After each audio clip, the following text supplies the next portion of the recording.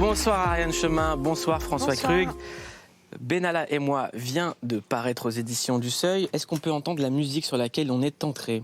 Tout est devenu flou. Le morceau c'est Angèle, Flou. Un peu trop fou. Est-ce que ça aurait pu être le titre de cette bande dessinée? En tout cas, j'adore la chanson d'Angèle, c'est déjà Ouais. ça. Et Flou, je sais pas, François, non.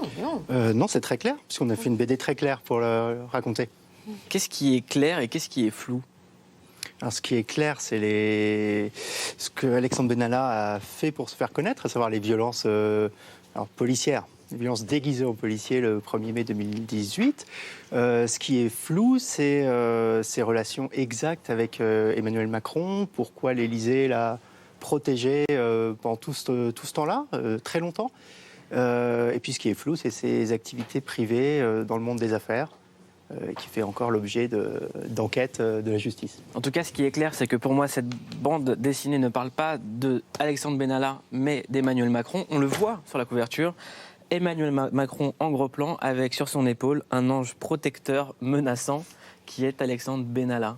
Un petit Jiminy Cricket, qui est une sorte de... On avait pensé à un moment lui mettre un petit bout de sparadrap comme pour le Capitaine Haddock. C'est le truc qui lui colle à la peau depuis l'été 2018 et c'est très difficile de se débarrasser de cet épisode. On reparlera de votre vision de l'affaire Benalla. Cette bande dessinée Benalla et moi, vraiment je vous la conseille, elle est disponible aux éditions du Seuil.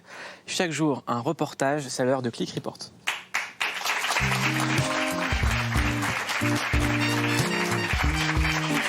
Et c'est le retour de Camille Desserre dans Click. Il est encore temps de se souhaiter bonne année, Camille. Bonne année. Très content de te revoir chez nous. Au début de l'hiver, des associations ont tiré la sonnette d'alarme sur la situation des familles avec des enfants à la rue. C'est pas commun. Camille. Oui, 12 associations, dont l'UNICEF et la Fondation Abbé Pierre, ont alerté sur cette crise humanitaire. Je reprends leurs mots.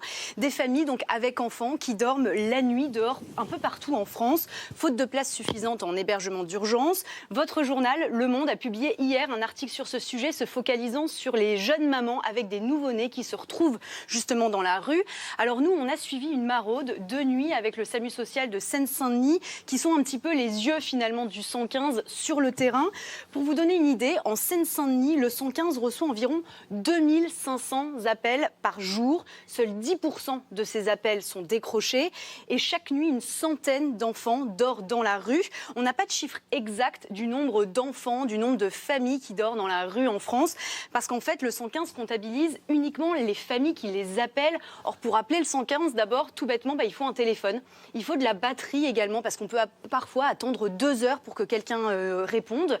Et puis si quelqu'un répond, ça ne veut pas dire qu'on aura un hébergement d'urgence. Donc tous les soirs de l'année, sans interruption, les membres du SAMU social vont à la rencontre de ces familles à qui ils peuvent donner une aide alimentaire, des couvertures et surtout pas mal de réconfort. On regarde.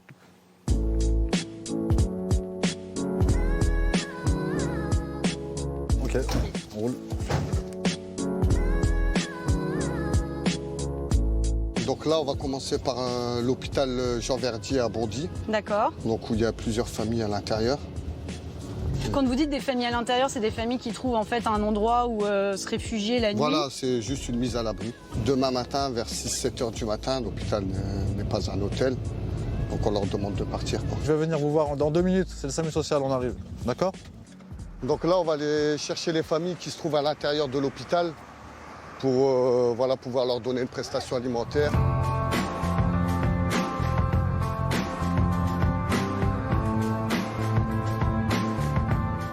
Depuis combien de temps vous êtes ici? 2 mois et 10 jours. Et vous êtes là avec vos enfants? Oui, avec 3 enfants. Moi j'ai 7 ans. 7 ans. Et toi? 5 ans. 5 ans. Vous dormez où en ce moment? Dehors de l'hôpital. Vous arrivez à dormir? Un peu. Un peu. Oui. C'est dur, elle dort beaucoup à l'école, malheureusement. Ouais. Vous dormez sur votre bureau dans la classe? Moi, oui. Ouais, parce que t'es trop fatiguée. Au revoir. C'est beaucoup. De rien, il n'y a pas de souci. C'est toujours compliqué de revenir les voir, toujours les trouver avec aucune évolution, toujours dans la même situation. Mais ils sont quand même extrêmement courageux. Ouais. Ça fait 2 mois, 3 mois qu'ils sont dans des conditions pas possibles et ils tiennent le coup. Moi, je pense qu'il y a des gens, ils pourraient péter des plombs. Bien sûr. Sur la question des enfants à la rue, Ouais. c'est un public qui n'existait pas du tout il y a encore 7-8 ans, je dirais. Avant, le public à la rue, c'était vraiment le public homme isolé. On a vu apparaître les femmes, maintenant les ménages. Et même nos équipes se sont habituées. Ça s'est banalisé. Avant, on pouvait traiter la situation parce qu'elle était exceptionnelle et on pouvait mettre des moyens exceptionnels. Maintenant, cette situation, en Seine-Saint-Denis comme dans d'autres départements, est devenue banale. On va sur un lieu de vie là, d'une famille qui... une femme avec des enfants, si je ne me trompe pas, qui s'est abritée dans un hall d'immeuble. Voilà. Cage d'escalier. Donc, Une femme seule, cage d'escalier, 3 enfants. Une femme seule avec 3 enfants, ouais. Oui, bonsoir madame, c'est le SAMU social 93 La Maraude. Nous justement, on allait se mettre en route pour aller vous voir. Père et un père, ok, c'est là. Ah, pardon, c'est là, vous êtes là. Bonsoir. Ah, ça va les enfants? Vous allez dormir? Il y a une équipe d'une télévision. Ils nous ont dit, est-ce qu'on peut venir avec vous, le SAMU social, les Maraudes, vous qui voyez des femmes et des enfants qui dorment dehors, c'est quelque chose de difficile à comprendre pour plein de gens. Les gens, ils ne s'imaginent même pas. Donc ils nous ont dit, nous, on aimerait bien les rencontrer. Bonjour, je m'appelle Camille, je suis journaliste pour Canal+. Merci beaucoup d'accepter de nous parler. Ça fait combien de temps que vous êtes ici, madame?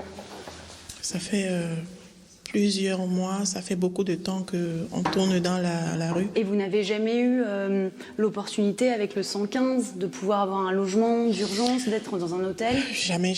Chaque fois, ils nous donnent de l'espoir. Ils disent qu'ils ne peuvent rien faire pour nous. Tout ce qu'eux, ils peuvent faire, c'est renouveler le dossier. J'ai perdu espoir. Et tous les matins, vous emmenez vos enfants à l'école et vous allez travailler. Oui. C'est fou d'en être dans cette situation. C'est fou. Qu'est-ce qui est difficile? On dort dans la salle de poubelle, on n'a pas une maison. Est-ce que tu arrives à dormir ici? Non, Qu'est-ce que t'aimerais, toi? une maison pour la famille.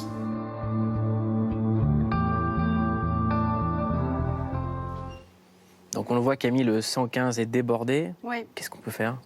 Qu'est-ce qu'on peut faire? Déjà, c'est on peut peut-être ouvrir les yeux, parce que finalement, ces familles, elles sont plusieurs centaines en France, elles sont en bas de chez nous, et elles se cachent souvent en ce moment même, en plein hiver. Donc déjà, pouvoir les aider, pouvoir aider toutes les associations, parce que finalement, ces familles, elles ne trouvent de l'aide qu'auprès des associations en ce moment. On va jouer à un petit jeu, tous les deux. Tous les 3, tous les 4. Mais c'est tous les 2. Je ne serai jamais Nagui dans ma vie, hein, ça c'est sûr. Vous avez 60 secondes pour me résumer et m'expliquer l'affaire Benalla. Top chrono. Alors, c'est l'histoire de 2 jeunes gens très ambitieux, Benalla et Macron. Il y en a un des deux qui va devenir président de la République et l'autre qui va aider le premier à devenir président de la République. Et puis, un jour, il va faire une énorme connerie. Et l'autre va tout faire pour éviter que ça se sache et que ça s'ébruite et que ça ne pose problème, sauf que ça ne va pas marcher comme ça et que le plan va s'effondrer. Alors, pour protéger celui qui l'a aidé à devenir président et qu'il aime bien parce qu'il le fait rire, il lui trouve des places de théâtre, il l'aide, Brigitte l'adore, eh bien, on met en place une sorte de machine de communication. Tout le monde s'y met pour essayer de minimiser la faute. On explique aux Français que c'est une affaire d'été, que ça n'a aucun intérêt d'ailleurs, que ça ne les intéresse pas, que les journalistes mentent. Et tout ça marche un temps et puis tout d'un coup, tout s'effondre. Et ce qui devait être une affaire d'été, elle est créée, elle devient une affaire d'État par la volonté même et par la maladresse du pouvoir. Et tout ça va de rebondissement en rebondissement, comme dans une bande dessinée, jusqu'à ce qu'on découvre qu'il fait aussi des affaires à l'Élysée. Alexandre Benalla.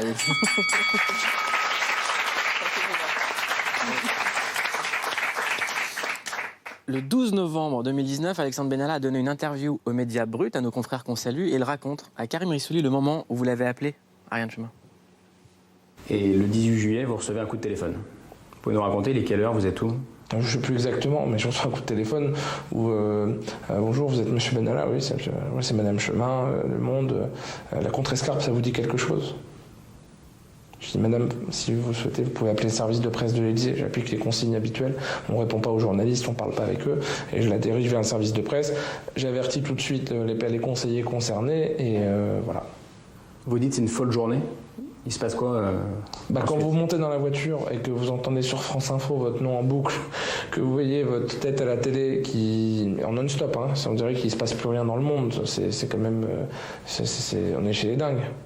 Si le mec est mort à la fin, s'il y a des effusions de sang, s'il a le nez cassé, il n'y a rien de tout ça. Ça se passe pas exactement comme ça, on est beaucoup plus polis l'un et l'autre. Moi je ne dis pas la place de la contre-écharpe, ça vous dit quelque chose, on dirait un flic qui parle. Moi j'ai été beaucoup plus poli, je lui ai dit écoutez voilà, j'essaie de raconter ce qui s'est passé le 1er mai, je n'y comprends rien, est-ce que vous pourriez m'aider? Et il est très aimable. Effectivement, il me dit à la fin, je crois que ce serait mieux que vous appeliez l'Élysée. Il utilise également des éléments de langage de la Macronie, à savoir un élément que maîtrise très très bien l'entourage d'Emmanuel Macron et du gouvernement, c'est de toujours invoquer le complot. Pour bien comprendre, vous pilotiez une réforme de la sécurité à l'Élysée qui, du coup, allait enlever du pouvoir peut-être aux gendarmes, peut-être aux policiers. Non, surtout au préfet du ministère de l'Intérieur. Et vous pensez qu'on vous l'a fait payer, ça? Ouais. Clairement. Vous vous dites le 1er mai, on voit les images de vous avec les manifestants, et quelqu'un, un haut gradé de la police, dit « on le tient ». Vous êtes sûr de ça? Certain. Je ne suis pas le seul à l'avoir entendu. Il a entendu un peu n'importe quoi. Il faut quand même se souvenir que cette affaire, elle naît d'une vidéo qui circule sur les réseaux sociaux et que des milliers de gens ont vue. Des milliers de gens, c'est pas forcément des hauts gradés de la police qui veulent monter un complot pour se débarrasser d'un conseiller de l'Élysée qui les ennuie. Donc on ne peut pas donner nos sources, mais on réfute sa version catégoriquement. C'est un travers du pouvoir et en fait Emmanuel Macron il est rattrapé par les habitudes de l'ancien monde parce qu'il a dit on a livré ce dossier tout ficelé sur les bureaux des journalistes du Monde, mais c'est totalement faux. D'abord ça nous a pris quand même beaucoup de temps, 2 mois et demi, alors pour livrer un colis c'est long. Mais est-ce que vos sources ne sont pas également instrumentalisées? Mais non, non, on a été chercher le truc avec les dents. Avec les dents, ça a été très long. Personne ne voulait nous parler. Personne. Et donc, c'est complètement... Mais vous savez, les gens, ils regardent parfois trop de films. Et dans les films américains, on voit toujours des personnes qui viennent la nuit, qui prennent l'ascenseur, qui apportent un dossier sur les journalistes du Washington Post. Mais c'est beaucoup plus compliqué que ça. Et c'est beaucoup plus artisanal, le journalisme. Et à votre avis, est-ce que Alexandre Benalla a regardé des films? Oui, alors on sait qu'il a regardé les films de garde du corps avec Clint Eastwood quand il était jeune. Alors peut-être qu'il a regardé Les Hommes du Président, le film auquel Ariane faisait référence, je ne sais pas. Et c'est peut-être pour ça qu'il baigne dans cette culture du complot. Bon, c'est aussi une façon de se rassurer, de se dire qu'on est victime de quelque chose qui vous dépasse, alors qu'on est d'abord victime de soi, en l'occurrence, enfin de lui. Et quel film aurait regardé Emmanuel Macron pour laisser entrer Alexandre Benalla à ce point-là dans le secret? Alors lui, c'est un film qui s'est fabriqué dans sa tête en disant je veux donner sa chance à tout le monde. Au fond, je suis devenu président de la République presque par effraction. C'est-à-dire quand même, il faut bien se rappeler que les journalistes politiques ne misaient pas sur lui, que tout le monde disait c'est impossible de réussir à gagner une présidentielle sans parti politique. Il l'a réussi. Et donc, il dit, ben voilà, lui, il est aventurier comme moi. En plus, il n'a pas fait de grande école, je trouve ça super. C'est le modèle que je veux absolument imposer à la France et leur amitié naît de ça. Alexandre Benalla parle, toujours dans cette interview, de sa relation très particulière avec Emmanuel Macron. Il y a eu des fantasmes, des rumeurs beaucoup sur la nature de vos relations avec le président de la République. C'était quoi, en fait, très concrètement votre relation, c'était quoi? Une relation d'amitié, de complicité? Non. Une relation de travail, professionnelle. Pas plus proche que les autres. Une relation de confiance. Une capacité. Si j'étais là, j'apportais quelque chose de différent des autres. Le truc que j'essayais de lui apporter au maximum, c'était peut-être une intelligence pratique. Essayer de comprendre des situations, de les démerder, de savoir ce que lui, il attendait à un moment donné, à un instant T, et réussir à faire que ça se passe comme lui souhaite que ça se passe. Parfois avec mon caractère aussi. C'est bien résumé. C'est bien résumé parce que quand Macron se lance dans sa campagne présidentielle, il y a une dizaine de gars autour de lui qui sont plutôt des cerveaux, des gens qui sortent de Sciences Po, de l'ENA, d'HEC, etc. Mais il lui manque des bras. Et Benalla, il a à la fois un cerveau et puis des bras plutôt musclés pour monter un service d'ordre et pour apporter justement tous ces services pratiques et concrets au président de la République. Donc on comprend que Macron se soit entiché de lui et lui ait fait confiance. Moi, ce qui me fascine dans cette affaire et dans cette bande dessinée, c'est qu'on a un président qui arrive avec une équipe réduite, qui est composée de communicants, de gens de la publicité, de gens qui ne viennent pas spécialement de la politique, qui ont étudié la prise de pouvoir, qui ont analysé la société, qui ont analysé ses failles, les dissensions, qui ont théorisé le fait qu'aujourd'hui on pouvait gagner sans faire de la politique partisane, qui ont théorisé la fin des partis et de l'adhésion aux politiques, qui maîtrisent parfaitement l'outil des réseaux sociaux et qui n'arrivent plus à le contrôler lorsque cette affaire échappe. Macron marchait sur l'eau avant cette affaire. C'était l'état de grâce. Ça faisait 1 an qu'il baignait dans l'état de grâce.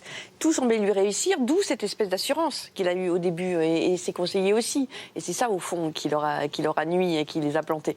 Et effectivement, ils sont là, ils sont les rois, les as de Twitter, des réseaux sociaux. Et c'est par là qu'ils vont pêcher, d'une certaine manière, en essayant de bidouiller des trucs, de cacher, de créer des faux comptes macronistes, et tout s'écroule effectivement dans cette nouveauté qu'ils veulent, très nouveau monde, et l'ancien monde les rattrape. On voit arriver des personnages de la France-Afrique, des semi-barbouzes. Au fond, voilà, ils replongent dans l'univers traditionnel de la 5e. Ils ont théorisé la prise du pouvoir, ils ont théorisé le nouveau monde, mais ils n'ont pas théorisé ce qui peut arriver quand il y a un petit problème qui vient gripper la machine. Alors, cette bande dessinée, c'est le fruit d'une enquête extrêmement longue, il faut le rappeler. Je vous conseille de la lire vraiment parce qu'on y comprend tout. Et après ça, vous allez avoir envie de faire le prequel, qui sont les articles parus dans Le Monde. En plus, c'est drôle. Est-ce que ça pourrait devenir une série ?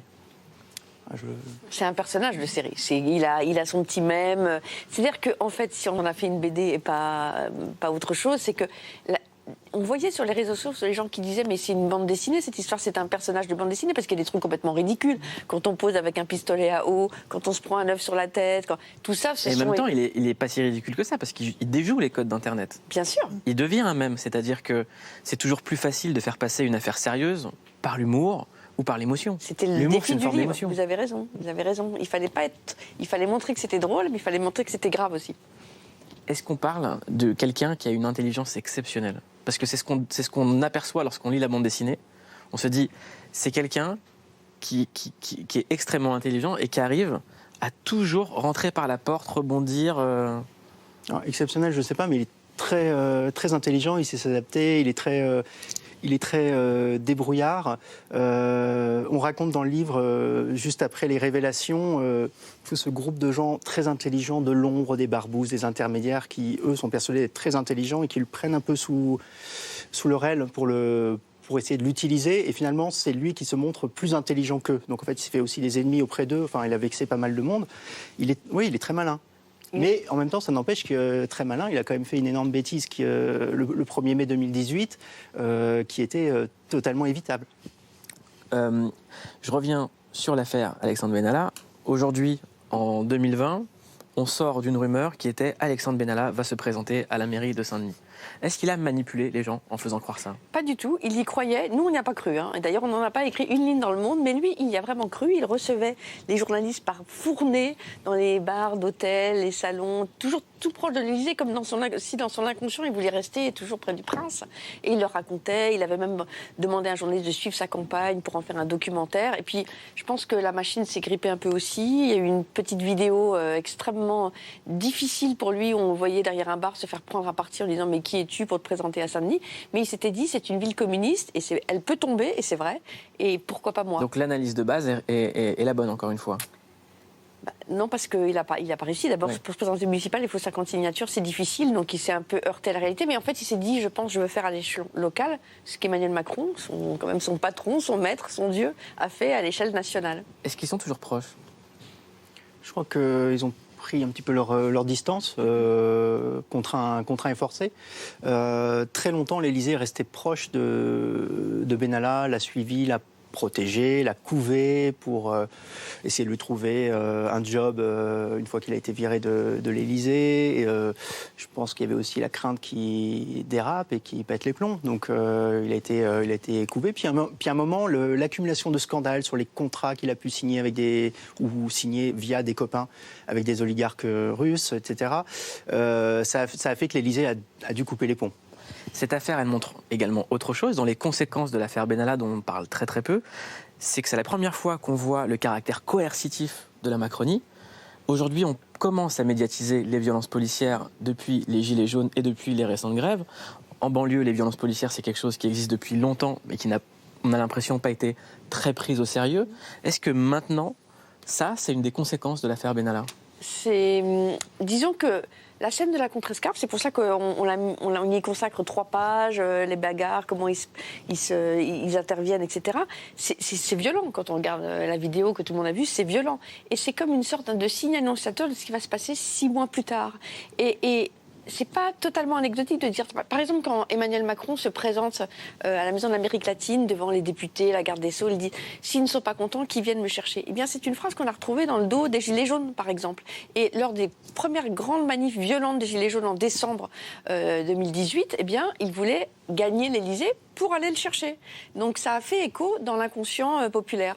Et encore une fois, on parle d'un twist. C'est le fameux en même temps d'Emmanuel Macron. C'est un président qui, pendant sa campagne, était humaniste, contre toute forme de violence, parce qu'il faut le rappeler, on sortait de Nuit debout, on sortait des répressions. Qu'est-ce qui s'est passé, en fait? On a l'impression que Benalla a fait sortir, comme dans la couverture de la bande dessinée, le côté obscur. Je pense qu'aussi, même les humanistes souffrent un petit peu une fois arrivés au pouvoir. Puis il y a une forme de... je sais pas, de grosse tête, Mais il a une très grosse tête. Hein, sur la BD, il a une très grosse tête.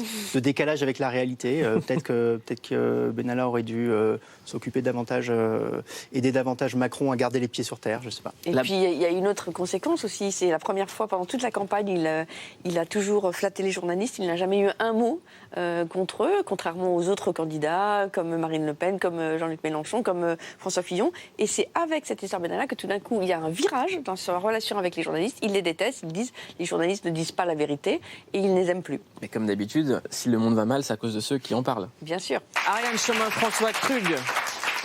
Dernière question. Alexandre Benalla, il a réagi. Il a fait un tweet. Ouais. Plutôt drôle. Parce que c'est un garçon qui a l'humour, donc il nous présente comme son fan club, hein. C'est ses plus grands fans depuis la première heure. Voilà. Voilà. Qu'est-ce que vous voulez en dire? C'est plutôt sympa, non? Vous avez peur d'un procès ou pas? Non, non, parce qu'on a vraiment beaucoup bossé. Toutes les phrases sont exactes, vérifiées, recoupées. Non, on a quand même fait ça très sérieusement. Parce que c'est une histoire dingue, avec plein de gags, mais ce qui est le plus dingue, c'est qu'elle est complètement vraie, d'un bout à l'autre. Merci beaucoup d'être venu dans le Clic. Moi, j'adore faire ça avec cette BD, comme ça. Alors, là, attendez, il a une plus grosse tête que moi. Je parle du président en plus, c'est pas bien. Votre bande dessinée Benalla et moi est publiée aux éditions du Seuil. Merci beaucoup Ariane Chemin et François Krug. Merci d'être venus dans le Clic.